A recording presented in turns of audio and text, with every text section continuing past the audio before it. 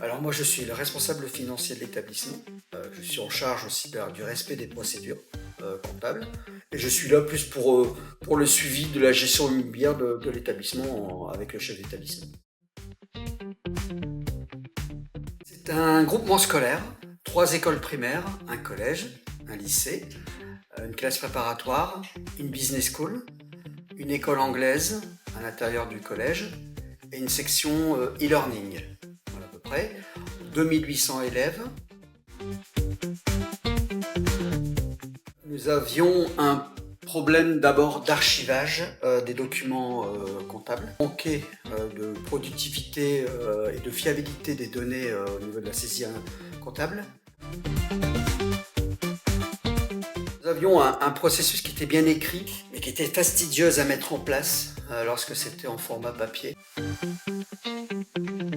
On a mis en place réellement en septembre 2023. Tâche pour la comptabilité, en effet, plus de valeur ajoutée, puisque on fait plus souvent des situations comptables. On faisait 3 par an, cette fois-ci c'était une par mois, déjà pour avoir un meilleur suivi. Ça nous a aidé justement à faire la comptabilité des autres petites écoles à intégrer. Et pour moi, ça a été du gain de temps à faire plutôt de la gestion. Ça a fait gagner de l'argent à l'établissement. Moi, c'est surtout la validation des factures qui simplifie beaucoup et la recherche de documents. Ce qui nous a aussi rassuré dans ce produit avec Open Education, c'est qu'on avait finalement une personne qui était connue, donc Grégoire, qui nous a suivi de la présentation jusqu'à la vente et même y compris au niveau de la mise en place et du retour. Notre technicien qui est Oscar, qui a été aussi le formateur, mais qui a mis en place, qui nous a rassurés, avec qui on pouvait toujours avoir des liens. On avait une ou deux personnes, j'ai eu personne d'autre au téléphone que ces deux personnes-là. On envisage là, parce qu'on a sûrement un gain de productivité à gagner là-dedans, c'est ressources humaines. On perd beaucoup de temps pour faire valider les contrats. On est encore un peu à l'ancienne, papier qu'on fait signer de manière manuscrite.